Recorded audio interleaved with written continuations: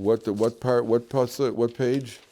Tazria Metzora. 621. Okay, so the guy, so let's pick it up again for the second puzzle. Yotza HaKohen al michutz lamachane, the Kohen leaves the camp. V'rov HaKohen v'nei nirpa negat tzaras v'nat tzarua. So it's, the little translation is, the Kohen sees that the tzaras affliction has been cured from the tzarua. Now if I would say, the broken arm has been cured from Ruvain. So it's an awkward sentence. The broken arm has been cured from Ruvain, but that has two possible ways to understand that statement. The broken arm has been cured from Ruvain. What are the two possible ways to understand that? Reuven's broken arm was healed. That's one way. Arm was healed from Reuven. Meaning like what? Reuven, like a sickness. Oh, the broken arm was cured from Reuveinitis. He had Reuven. Okay, I wasn't thinking of that. The broken arm was cured. So that would be accurate if you say the broken arm was cured from the White Sox fan. All right. So then you have three possible meanings. Either the White Sox fan's broken arm was cured, or the broken arm was cured from White Soxitis. Which there is no cure for that, by the way. They have not found the cure for that disease. That is medical science is still growing. Well, what do you do with that?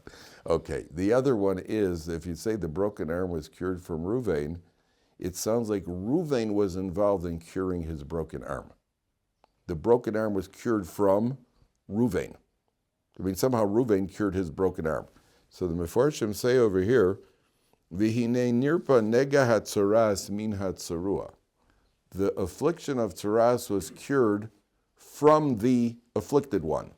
Now, the plain meaning is the first thing Israel said. The plain meaning is that the tzaras, he was cured of his tzaras. That's the plain meaning.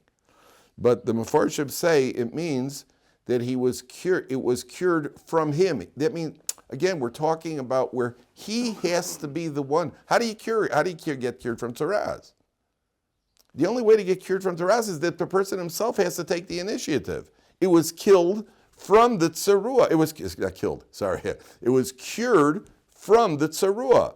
That means why did he get the tzaras? Because of his personal flaws. Whatever the flaws are that cause it, he's the one who has to cure it now. How does he cure it? He cures it by doing tshuva. A sincere tshuva. So negat tzaras min hatzarua. Number one, he cured himself. Number two, the Mefarshim say over here, now what happens if he is cured? So then if he's cured, the Kohen leads him into the camp, and people come out to greet him, and now he experiences a tremendous honor. It's a big honor. He's about tshuva. He repented, and everybody comes out, and they sing. I imagine they sing. I think every Baal Tshuva has to feel this way. Every Baal Tshuva has to realize what an honor it is to be a Baal Tshuva. Look where a person came from. A person goes, that's a tremendous thing. Gemara says where a Baal Tshuva stands, even a righteous tzaddik cannot stand. That a Baal Tshuva occupies a certain place. Look where he came from. Look at the personal battle, the family and the society, friends, everything that everything that goes with it. So, I remember when I was, I grew up, I was more modern Orthodox. My family is more modern Orthodox. And at a certain point, things changed. I became a stone-throwing Haredi.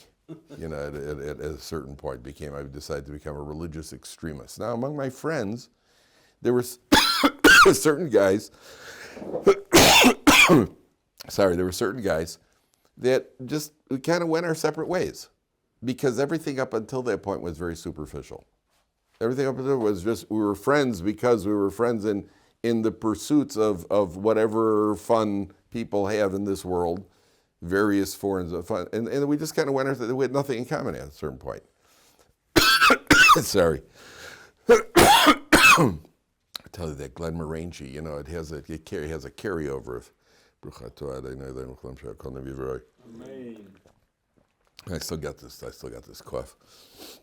So there were. I remember in my group of friends, there were a couple of guys. There was one guy who didn't get it. I remember two guys came to my house. I was already at that point wearing a black hat. So two of my friends came to the house, and we were schmoozing. We're still friends. And then one of us said, we're going to a movie. Do you want to come with us to the movie? The other guy,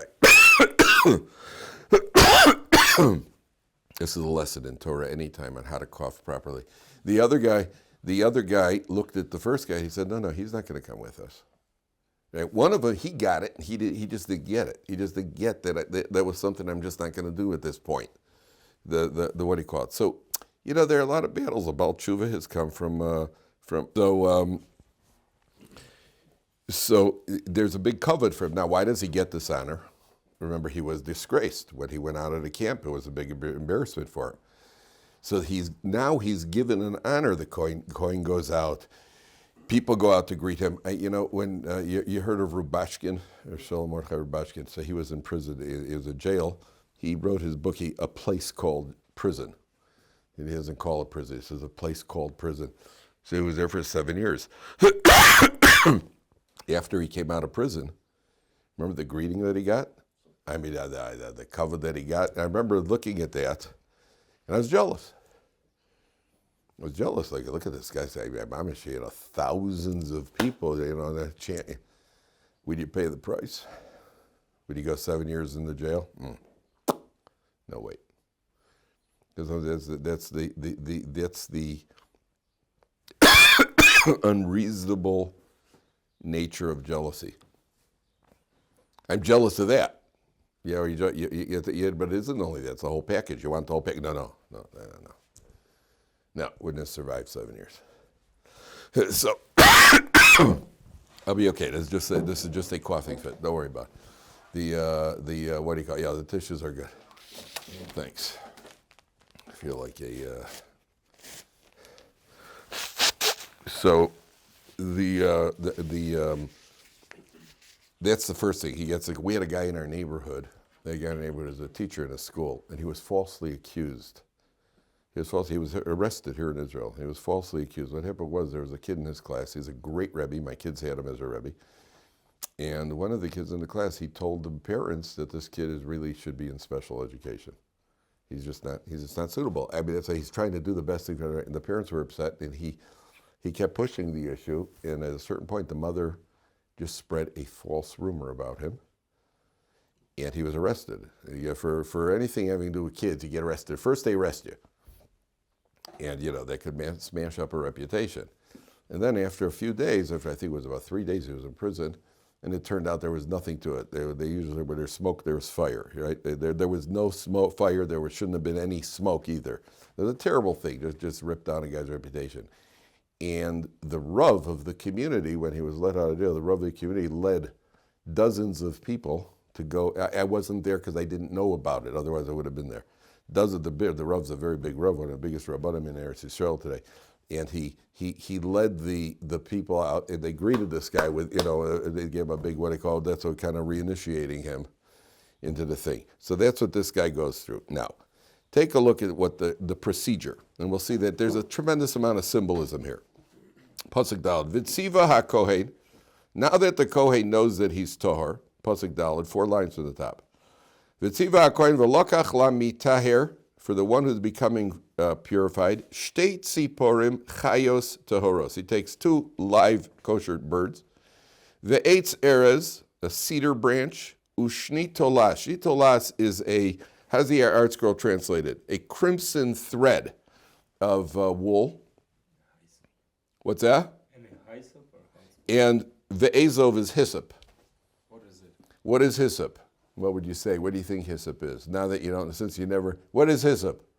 Anybody know what hyssop is? Some kind of material? No. Some kind of... It's a bush, a very low bush. The hyssop is a bush.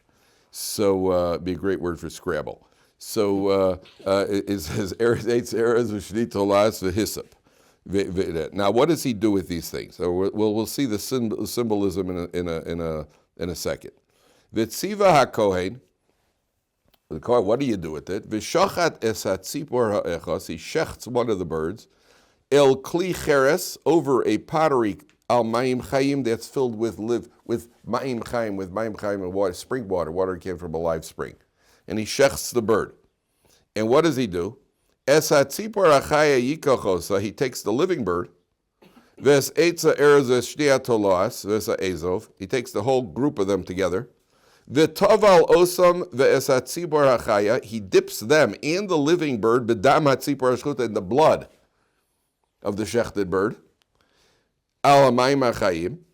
Vehiza al hamitaher min hatzaras sheva pa'im. He sprinkles on the tzaras guy 7 times. V'tiharo, and that purifies him. V'shilach esat tzipor hachaya al pnei hasada, and then he lets the living bird go fly away. What's going on here? All right, well, there's several ideas here. Let's take a look. What's going on? First of all, the 3 things that you have here. You have a cedar. A cedar is normally a very high tree. Here he's only taking a piece of cedar wood. But it comes from a tree. The cedar is like the cedars of Lebanon. They're a very high tree. And he takes a shni tolas. Now, what is a tolas in Hebrew? Here it means this piece of crimson material. What's a tolas in Hebrew? Does anybody know? A tolas is a worm. A tolas is a worm. And he takes a hyssop, which is a very low branch. So the 3 of them together, the symbolism of the cedar tree is haughtiness. A tolas is the lowest thing in the world. Yeah, worm. Right? You just say, hey, boys, yeah, worm. And then you have this little cedar branch. So the commentaries say, you know how bad Lashon Hara is? You could be a worm. And yet, as a worm, you can affect the guy who's a cedar tree and turn him into a hyssop. And boy, I don't want to be a hyssop. I don't even know how to spell my name.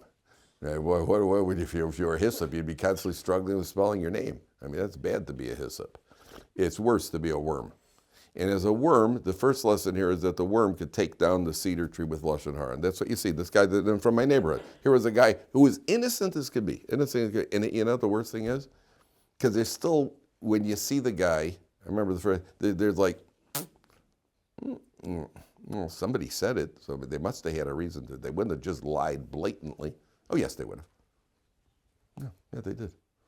Blatant lie. Just rip down a guy's reputation. Just smear a guy.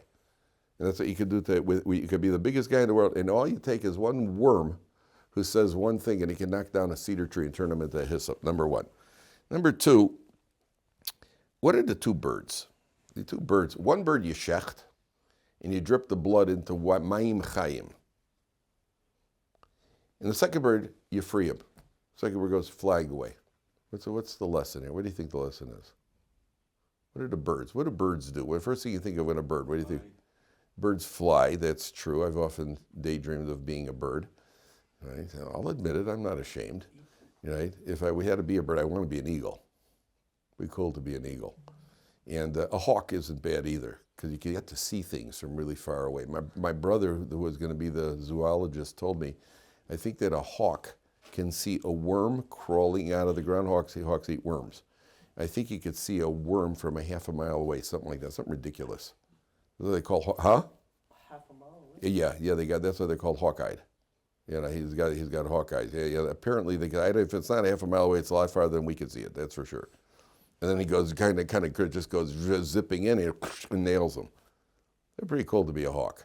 An eagle, I think, is better. An eagle, I think, is better. You get up there, you're up there pretty. An eagle's like a 747. The hawk's only, the hawk's a what do you call it? A 737. You know, 777. What a Dreamliner. He's the Dreamliner. Then you got then you got a Raven. A Raven's Wizz Air. Some Hungarian airlines, that's what do you call it? Sorry, Al. So okay. So what a bird chirps, right? Chirping sound. You know what it sounds like? Birds chirping.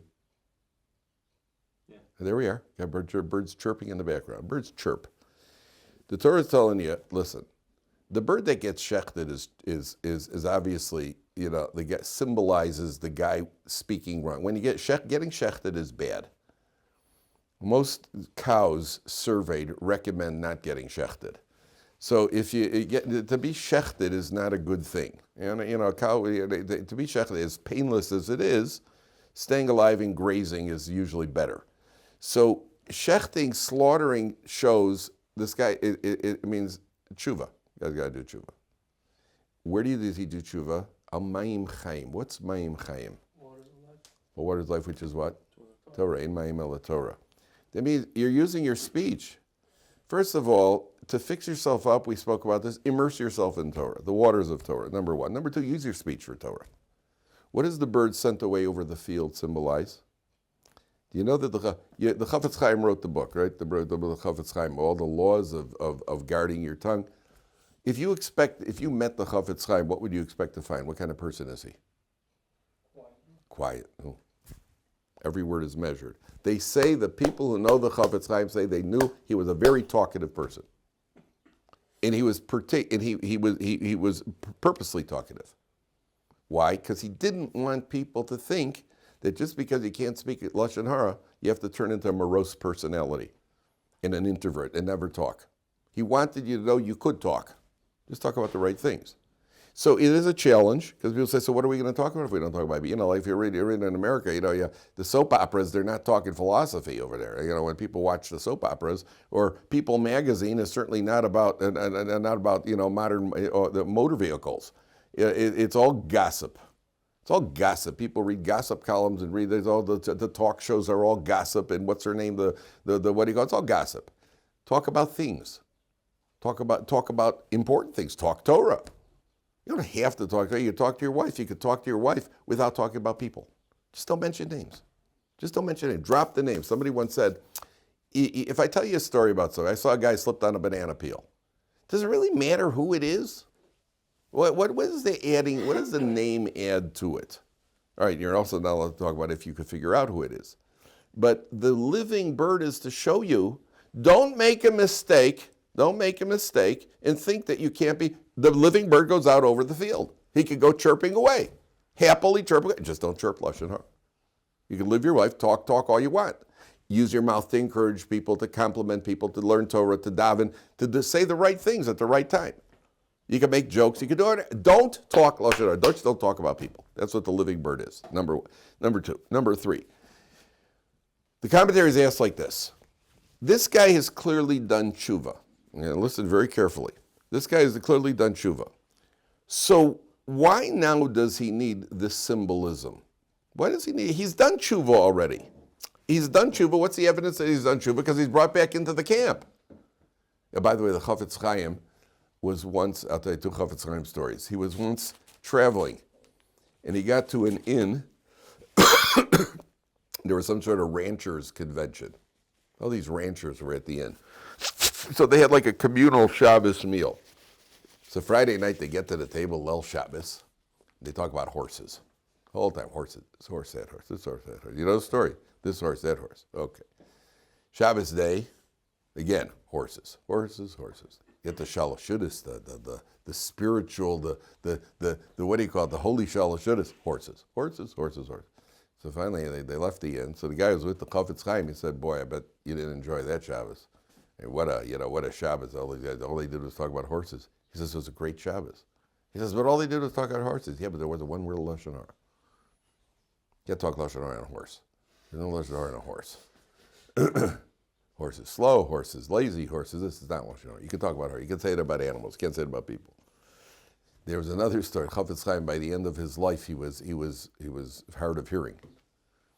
So somebody said to him, asked him if maybe you should get a what do you call it, a hearing aid. So Chafetz Chaim said, why not? You'd be able to hear better. Chafetz Chaim says, listen, for 85 years, I haven't heard a word of Lashon Hara. I haven't heard a word of Lashon Hara in 85 years. I don't want to stare at hearing Lashon Hara now. If it's important, somebody's going to yell in my ear. Anything important, they'll talk loud. Nobody's going to come and yell Lashon Hara in my ear. They're not going. You know what? Let it go. I don't need the hearing aid. Chafetz Chaim have the hearing aid. So why does he need these reminders? This guy's done tshuva. What is the reminder? You got an erez, you got this cedar tree, and you got this worm, and you got the hyssop. What does he need? What's it a reminder of? So the Farshim say, there's a pasuk that says, Vayigba libo b'darkei Hashem. That a person, Vayigba libo b'darkei Hashem, a person, there's a problem here. What's this guy going to do? This guy going to come back, I did tshuva, and he's humbled himself. Now what's going to happen? This is always very tricky. Because he's humbled himself, he may humble himself in all areas of life. And he may underestimate himself. and he may be a little bit afraid to even engage in something that could promote him because he's worried there's going to be a relapse over here. So Torah says, no. I want you to look at this cedar tree, look at the cedar branch, and it's a reminder. It's a reminder that in Avodas Hashem, you should still have big goals. And don't worry that you're going to become a Baal Gaiva and end up speaking Lashon Hara. A guy said, no, I'll never, listen, I'm never going to finish Shas. No, I may try to finish Shas. I can't do this for the community. I can't get involved in community activism because it's going to mean eventually getting a position of prominence in the community. That's okay. Don't worry about it. Don't worry. And therefore, when he's purified, he has to look at that cedar branch and remind himself that it's only up to a certain point. It's only up to a certain point that you have to humble yourself. This is very, very dangerous. A person sometimes underestimates himself. And I'm worried about it, and for good reason. I'm worried about it for good reason because I don't want to end up in a situation where, they talk about people who have been in a chas v'shalom. Sometimes he's been in a car accident. And he survives the car accident. And he refuses to get into a car again. I don't want to get into that situation again, even if it was his fault. It's a mistake. Get back into the car. Just be more careful now. You're not going to live without a car. You may not live with a car, but you're not going to live without a car. You can't live without a car. There are certain things in life where a person feels, I messed up. Okay, so you messed up. Right? I told you once, I had the community Rav that I spoke to, the same Rav who ran out to greet the people. So I once did something, I was involved with something with the community, and the community, certain thing, and I made a mistake. And I was upset about having made those mistakes. I went up to the Rav. Because I had, like everybody else has a job in the community, I also had a job in the community. And I went up to the Rav because I was upset that I made this mistake. So he said to me, only people who don't do anything never make mistakes. When you don't do anything, you never make mistakes. Anybody who does anything is going to make mistakes. You make mistakes, that's part of life. Okay, correct the mistakes and correct the mistakes and keep going. Klap al chet, if you did an avera. Klap al chet and geh weiter. Okay, you made a mistake. People make mistakes. Oh, sometimes big mistakes. Okay, they made a mistake. Wait, you think a posek never made a mistake? Posek never paskined incorrectly? Nobody ever made a mistake? Even Moshe Rabbeinu made a mistake. Okay, he's still Moshe Rabbeinu. He's Moshe Rabbeinu who made a mistake. You grow from the mistake. Okay.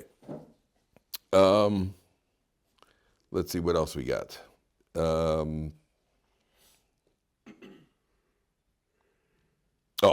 One more point over here. There are two situations where a person could do tshuva. One situation is where a person is hurting. Say a person had money and he lost his money. A person had money, he lost his money. So he starts doing tshuva. Huh? Painful. Very painful. Why are you talking from personal experience? Who isn't? Who hasn't lost money at some point? You know anybody in life who's never lost money? So you can do tshuva. A person maybe chas v'shalom, a person gets sick and they do tshuva. A person does some soul surgery. Okay, you can do tshuva. Better tshuva is when a person is healthy. Because then he's doing tshuva because he feels he really has to, not because I got to get out of this situation. And that's why it says, I forgot the pasuk, fortunate is the man who does tshuva when he's a man. Sometimes people do tshuva, a guy's 75, 80 years old. That's also good tshuva. That's also good tshuva when you're 80. When you're 80 years old, you don't have the same Yetzer Hara, and you what do you call it? You haven't got much else to do. I just heard about a Rav, the Pnei Menachem. The Pnei Menachem was one of the Ger Rebbes. The Ger Rebbe, and he was a tremendous. He was one of the Gedolei Ador. So, and he was also did tremendous amount of chesed. So the Pnei Menachem, he went to visit an old age home. He used to visit the old age home. People were there. So there's a lonely old man in this old age home, a man in his 90s who's got no family. And when the Pnei Menachem came in, he said, Rebbe, I want you to daven that I should die already. I want to leave. I have nothing else to do in this world. So Pnei Menachem said to him, do you know, every Amen Yehei Shmei Rabbah that you answer, do you know what you accomplish? You know what kind of mitzvah Amen Yehei Shmei Rabbah? The Gemara says if you answer Amen Yehei Shmei Rabbah, Hashem could give you 70 good years. All right, the guy who's 90 is not going to have 70 good years, but it shows you the magnitude of an Amen Yehei Shmei Rabbah. The man started going every morning. He had his attendant take him to a shul, one of these minion factories, and he sat there the whole morning answering Ameni Heshmei Rabbis. Gewaldic, better than talk Lashon Hara, right? Better than wishing you were dead.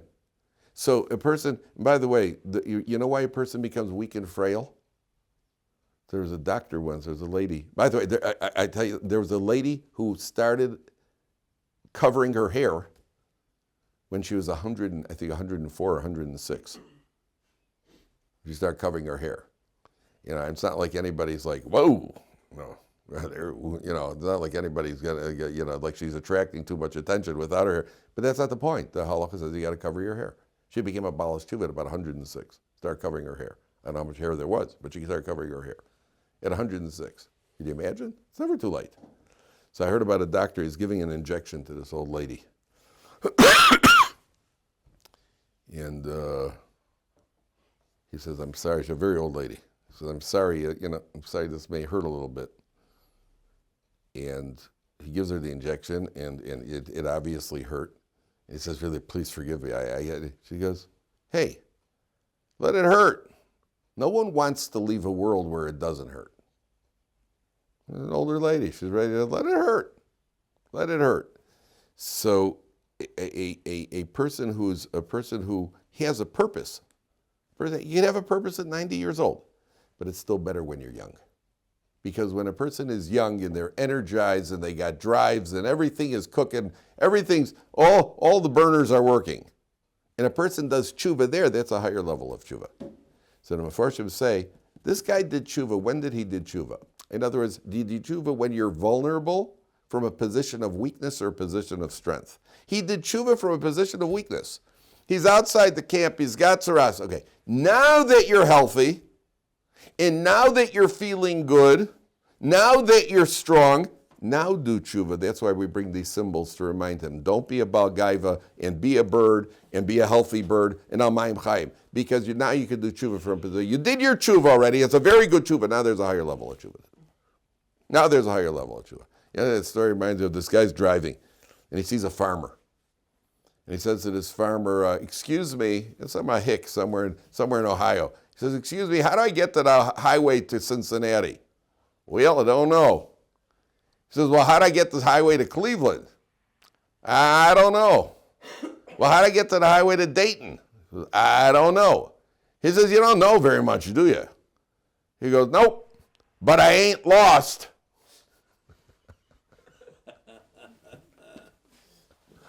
You know, sometimes people make fun of the frum.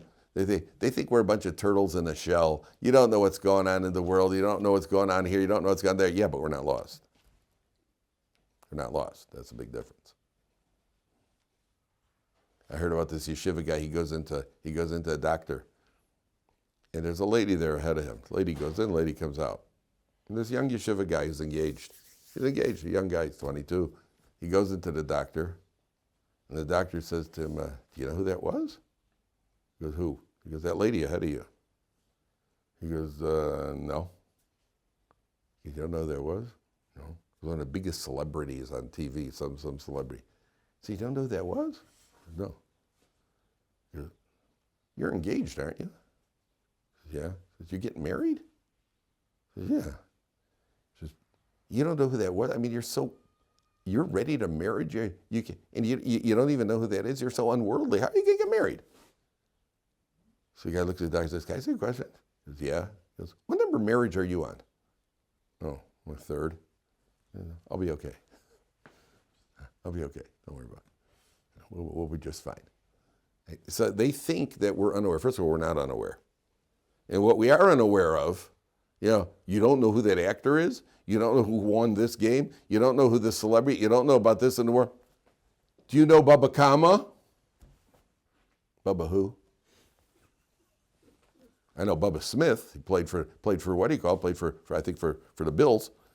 But Bubba Kama, that you don't know. That you don't know. What do you call? Kitzur Shulchan Aruch, you also don't know. And what do you call? Mishnayos Psachim, you also don't know. So who's unaware? Each person is aware of what they feel is important to be aware of. But we're not lost. That's the difference. So you could be 90 years old. 90 years old, you're not lost either. 90 years old, you could answer a lot of Meni Shemar. There's a lot to do. Okay. Let's see what else we got. Okay, take a look at Pasuk Ches. Now what does he do? The chibes hamitayres begodov. The guy who is getting purified has to have his clothing cleaned. The gilach es kol seoro. He shaves all his hair. V'rachatz b'mayim v'taher v'achar yavol l'machanes. So he does three things. He washes his clothing, and he, what do you call it? He shaves his hair. V'rachatz b'mayim, and then he immerses himself in water. V'taher v'achar yavol l'machanes. Then he can come into the camp. The yashav michutz la'ohlo shivas yomim. He has to stay outside of his tent for 7 days. That means 7 days he's not allowed family life. He's not allowed to live with his wife for 7 days. According to some of the commentators, he's not even allowed into his house. Others say, no, there's only a limitation on marital life. I'll get you 1 second, Ellen. V'haya bayoma shvi'i. And now on the 7th day, now what? Okay, he's been outside for 7 days in the purification process. Watch this. Yegalach es kol seoro. All of his hair gets shaven. Es rosho, his head. Vez zikono, his beard. Vez gabos einov, his eyelashes. Vez kol seoro yigaleach. The chibes es begoda v'rachatz es b'mosho b'mayim v'ter. A second shaving, and this time they shave him clean. The Gemara says he's shaven so bad. The expression the Medrash uses, he's shaven like a melon. Shaven smooth like a melon. Right? Shaven smooth, but the whole body. All visible hair. Eyebrows, everything. All visible. Eyelashes, I don't know, but certainly I think so, because it's all visible hair. Alan, what were you going to ask? Why didn't it just say immerse himself in the mikveh instead of the mime? In the mikveh, mine means the mikveh. Mine means the mikveh. But you should ask me a different question here. Yeah. My question is, where it says that all his hair will be shaven off, it says his head, his beard, his eyebrows, and all his hair. Don't. It says Very good. Very good. Now, why is it so repetitive? Yeah. The pasuk is very repetitive over here. Very excellent. Excellent. So it says, first of all, it says, let's take it one step at a time. First of all, it says that he washes his clothing, shaves his head, and then washes in water. That's pasuk ches. So in pasuk ches, it's 3 different aspects. When you wash clothing, let's say your clothing is soiled. Okay, let's say you have clothing that got all muddy. You put it in the washing machine, or you give it a wash. What happens the first wash? All the big chunks of dirt come off. Sometimes, mothers will take children and offer to put. They feel that I got to put this whole kid into the washing machine. But okay, you can't do that. But you put the clothing in the washing machine, so it comes out. But there's often clothing that's got stains on it. How do you get those stains out? Then you got to kind of scrub away. You got to really scrub away at those. You got to use some shout out or whatever it is, whatever the material, whatever they put on the stuff. But the main stuff, the chunks, the clumps, the big, that comes off. That comes off in the wash. Then you got to really go scrubbing away with special material and stuff. So the clothing, the fact that he washes his clothing represents the fact that, doing tshuva for big things is easy. It's easier to do big tshuva for big things, for little things. You know why? Because I'm willing to admit the big things. The little things, I don't think that was really an avera. If I accidentally ate treif, I have no problem doing tshuva. When I gave in and ate something with a question about very dubious hechsher, I don't really think do some scrubbing. Now take some scrubbing to really inspect ourselves and see what needs to be fixed up, number 1. Number 2, you got to shave all the hair. What does the hair represent? And we're going to see 2 things over here. What does the hair represent? Tummy?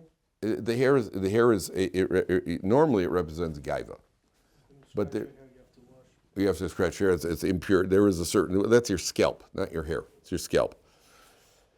So there's an interesting medrash. So listen to this. There's a man who said to his wife, he was hurting for parnasa.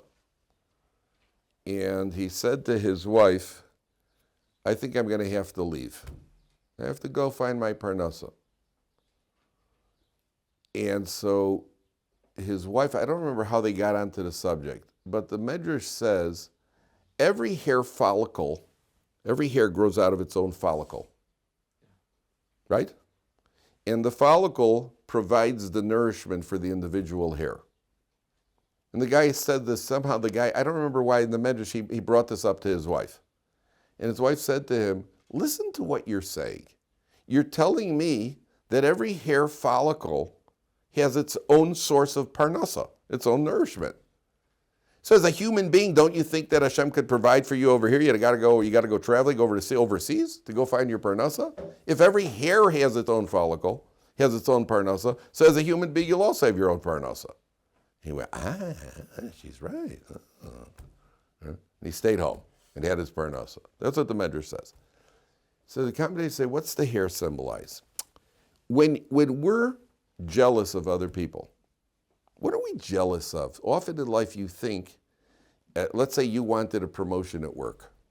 I need the promotion. And another guy in the office got the promotion. You're jealous. You know what you feel? Yeah. What you really feel is he took something from you. And we're told, the Chazal say, Ein adam nogea b'muchan lachavero. A person does not touch what's prepared for somebody else. Afilu kimole nima. Even a hair's breadth. Isn't it interesting? They use the example of a hair's breadth. I can't take from you what you're supposed to get, even a hair's breadth.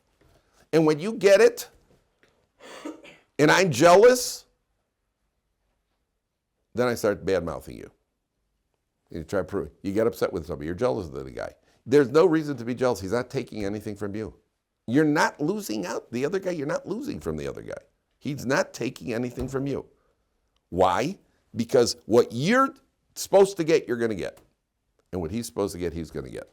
Just like hair follicles, each one is nourished, Hashem nourishes you.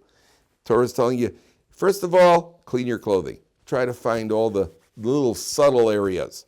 Number 2, adopt an attitude of not being jealous of other people. He's not taking anything from you. You know why you spoke Lashon Hara? Because you resent the guy. He didn't take anything from you.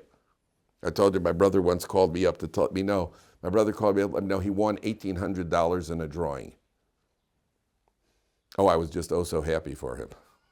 Oh, I was just pleased as punch. I was happy. Better my brother than somebody else. But there's a better choice yet. Guess what it is? That's right. That's right. You can say it out loud. I'm not embarrassed. Yeah. The only better phone call that night would be me calling him. That would be a good phone call. Oh, by the way, I just won $1,800 in a drawing. That would have been great. Didn't happen. So that's the hair represents. Cut your hair. V'rachatz b'mayim v'taher. Water represents humility. Why does water represent humility? Because water always goes to the lowest level. These are the 3 things that the person has to engage in. Okay, number 1. By the way, I just want to say, anybody on Torah Anytime Again, or what's the other thing called? Or YouTube, Torah Anytime YouTube. Anybody who has sent money for the Haggadah rhymes, if you've sent money on PayPal, please send me your email so I can send you the rhymes, because the email does not show up on the PayPal payment. Thank you very much. And say PayPal payment 10 times very quickly. PayPal payment. Peter Piper picked a peck of pickled peppers. Peter, did you ever hear that? Peter Piper picked a peck of PayPal peppers. Yeah. The question, why do you then, if hair is so important and provides nourishment, why do you need to cut it off? Why not wash it, cover it?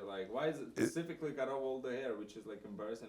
So part of the idea, good. Why does it say they have to shave them bald? And we find this also. Where else do we find that they shaved people bald? Do you remember where this was?